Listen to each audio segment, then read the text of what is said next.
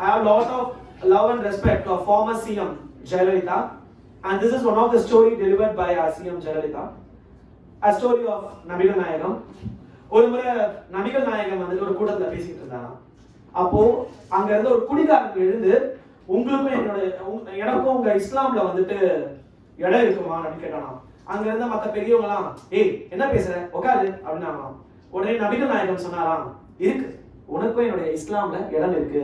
சரி, நான் என்ன பண்ணணும்? நீ இப்படி குடிச்சுக்கிட்டே இருந்தா நீ இஸ்லாம்ல இருப்ப. நான் உங்க இஸ்லாம் தான் குடிக்காம இருக்கனால குடிக்காமலாம் இருக்க முடியாது. சரி, நீ குடிக்காமலாம் இருக்க வேண்டாம், நீ தொழுகை பண்ணும்போது மட்டும் குடிக்க கூடாது, அவ்வளவுதானே.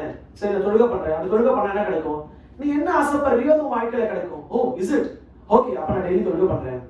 முதல் நாள் போய் தொழுகை பண்றானா, தொழுகை பண்ணி முடிச்சா நபிகள் நாயகத்திட்ட வரானா, நான் தொழுகை பண்ணிட்டேன், நீங்க சொன்னீங்க எல்லாம் நடக்கணும், எதுவுமே நடக்க மாட்டேது. ஒரு நாள் மட்டும் தொழுகை பண்ண எப்படி நடக்கும்? ஒரு நாளைக்கு நீ 2 வேளை தொழுகை பண்ணணும். பை டிஃபால்ட் அவன் தொழுகை பண்ணும்போது குடிக்க கூடாது. ஸோ முதல் வேளை தொழுகை பண்ணும்போது அவனை குடிக்க முடியல, 2வது வேளை தொழுகை பண்றான்னு குடிக்க முடியல. ஒரு நாளைக்கு இப்ப 2 நாள் ஒரு நாளைக்கு 2 முறை அவன் தொழுகை பண்ண ஆரம்பிச்சிட்டான். மறுபடியும் நபிகள் கிட்ட போறான், நீங்க சொன்ன மாதிரி 2 நாள் தொழுகை பண்ணிட்டேன், இப்ப என்ன பண்றது, எதுவுமே நடக்க மாட்டேது. 2 முறை மட்டும் நீ தொழுகை பண்ணா எப்படி? ஒரு நாளைக்கு காலை மாலை இரவு நீ 3 வேளை வந்து தொழுகை பண்ணணும்ட்டு. அதே மாதிரி 3 வேளை அவன் தொழுகை பண்ண ஆரம்பிக்கிறானா, அவன் லைஃப்ல ஒரு பாசிட்டிவிட்டி அவன் ஃபீல் பண்ண ஆரம்பிக்கிறானா. நபிகள் கிட்ட போறான், ஏதோ ஒண்ணு நடக்கிற மாதிரி இருக்கு, ஆனா நான் கேட்டது எதுவுமே கிடைக்கவே இல்லையே. 3 முறை பண்ணா எப்படி பழிக்கும்? நீ ஒரு நாளைக்கு 5 முறை, இஸ்லாம் ஃப்ரெண்ட்ஸ் எத்தனை முறை தொழுகை பண்ணுவீங்க ஒரு நாளைக்கு? புரியல, 5 டைம்ஸ் இல்ல, 5 முறை நீங்க தொழுகை பண்ணணும் அப்படின்னு சொன்னான். இவனும் 5 முறை தொழுகை பண்ண ஆரம்பிச்சானா. அவனால ஒரு குடிக்கு அடிமையா இருந்த அவனால இன்னைக்கு ஒரு நாளைக்கு 5 முறையும் குடிக்கவே முடியல. குடியே வாழ்க்கையா இருந்தது. கொஞ்சம் கொஞ்சமா அவன் லைஃப்ல அந்த மாரல் வேல்யூஸ் வர ஆரம்பிச்சுன்னா அவன் குடிப்பழக்கத்தை அப்படியே விட்டுட்டானா. என்னைக்கு மனுஷனுடைய வாழ்க்கையில when you start following a spirituality, இறை நம்பிக்கையை நோக்கி என்னைக்கு நீங்க போய்கிட்டே இருக்கீங்களோ உங்களை பிடிச்ச தரித்திரம், நீங்களும் தரித்திரத்தை நம்புவீங்க, முஸ்லிம்ஸ் பீப்புள்ஸும் இந்துஸும் நம்புவாங்க. அந்த தரித்திரம் என்ற விஷயம் விட்டு போயிடும்.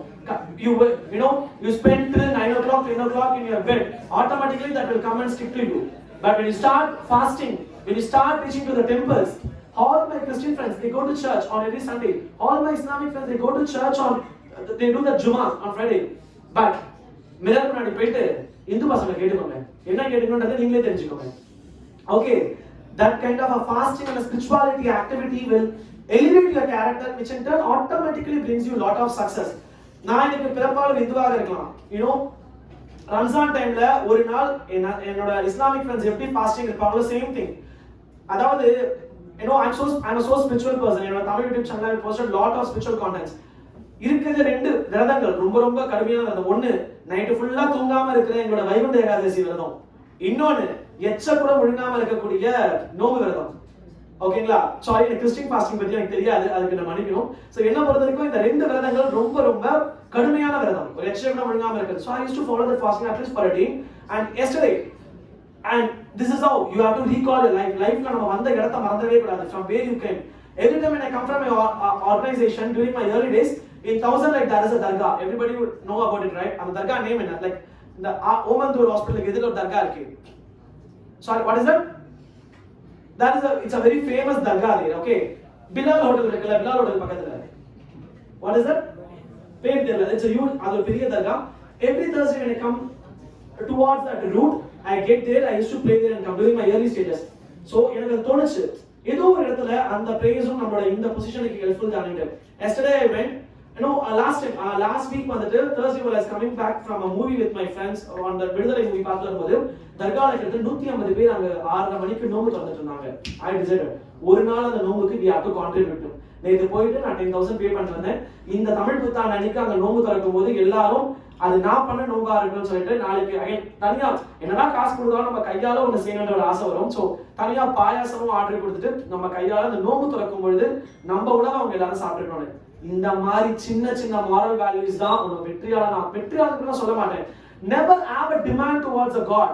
கடவுளுக்கு எப்பவுமே பக்தி ஒரு சேவையா கொடுக்கணும். நீ இத கூட நான் இத பண்றேன்னு டீலிங் நிறைய பேர் பேசுவான். கடவுளே நீ எனக்கு இத கூட நான் மட்ட அடிச்சுக்கிறேன். What the hell is that? God is not a magician. God is not a magician at all. நீ எனக்கு இத பண்ணு நான் அத செய்றேன். நீ என்ன பண்ணணுமோ அத ஒழுங்கா பண்ணு. அவர் என்ன பண்ணணுமோ அவர் அத ஒழுங்கா பண்ணுவாரு.